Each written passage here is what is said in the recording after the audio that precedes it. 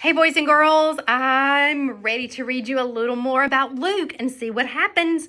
We're going to read 2 chapters today because they're super short. So we're going to read chapter 11 and chapter 12.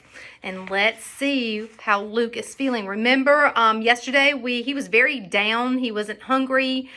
He didn't want to sit around and talk with his family as they ate around the table, and he was sitting on the steps. So Luke's getting a little bit depressed, I would say. So let's see what happens today for Luke. Do you think he will see the face in the window again? I don't know. Let's read and find out.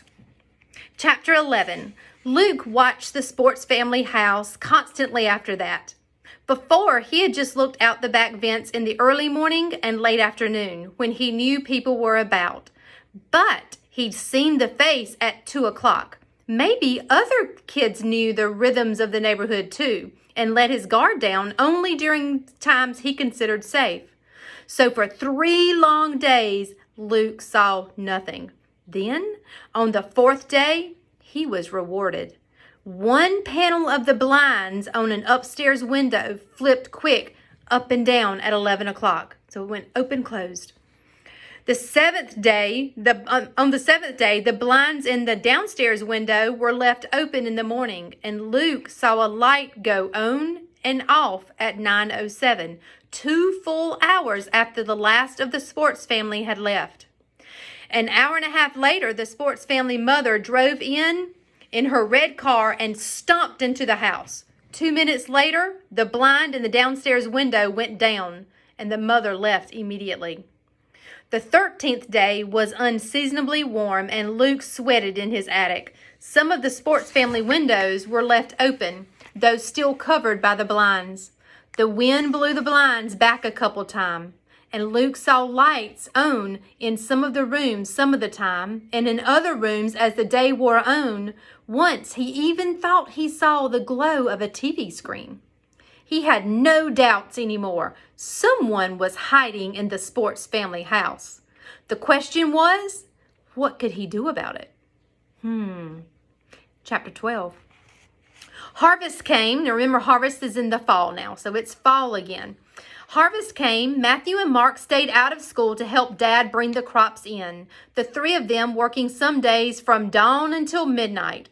Mother's factory got busier too, and she began working 2 or 3 hours of overtime every day. She brought up a store of food to Luke's room so he wouldn't get hungry while they were all away. "There," she said cheerfully, lining up boxes of crackers and bags of fruit. "This way you won't even miss us." Guys, do you think that's true? Do you think just because she's loading them up with food that Luke doesn't miss his family? I don't think so. I think Luke misses them, and I don't think he likes being alone all the time. What about you? Her eyes begged him not to complain. He said, trying to sound game. "I'll be fine." He watched the Sports family's house only sporadically now. What other proof did he need?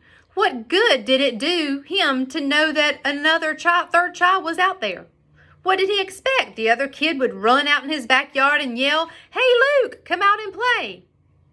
He munched his solitary apples. He ate his crackers alone. And in spite of himself, a crazy idea grew in his mind, spouting new details daily. What if he sneaked into the Sports family house and met the other third child? He could do it. It was possible. Theoretically. He spent entire days plotting his route.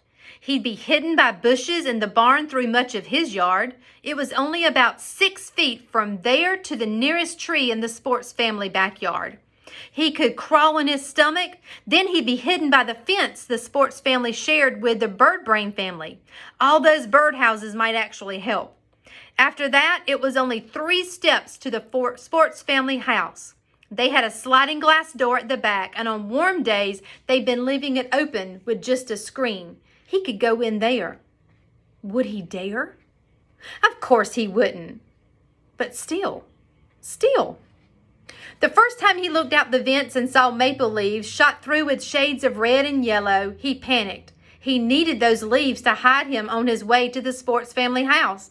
If he waited too long, the leaves would be gone. Because remember, in the fall, they turn colors, and then what happened? They fall off the trees and there would be no more leaves that would help hide Luke if he was going to sneak out and try to find the other third child. He began waking up every morning in a cold sweat, thinking, maybe today? Do I dare? Just thinking about it made his stomach feel funny. It rained 3 days in a row in early October, and he was almost relieved because that meant he couldn't go on those days. Didn't even have to think about going. He couldn't risk leaving footprints in the mud. And Dad and Matthew and Mark were in the way, hanging around in the house in the barn, grumbling because they couldn't get into the fields. Finally, though, the rain stopped and the fields dried up, and Dad and Matthew and Mark went back to their combine and tractors acres away from the house. The backyard and the Sports family backyard were dry too. And it was warm again, and the Sports family left their sliding glass door open. The rain hadn't knocked all the leaves off the backyard trees, but the next rain probably would. So on the third morning after the rain, Luke's stomach churned as he sat on his perch watching the neighborhood empty out. He knew without question that today was the day he'd have to go if he ever intended to. He couldn't wait till spring. He wouldn't be able to stand it. He watched 28 people leave in 8 cars and 1 school bus.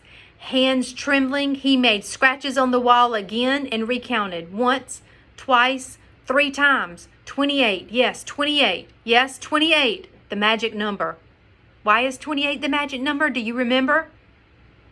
That's the number of people that live in his neighborhood. So he counts them as they leave to make sure that everyone in the neighborhood is gone and nobody would be watching. He could hear the blood pounding in his ears.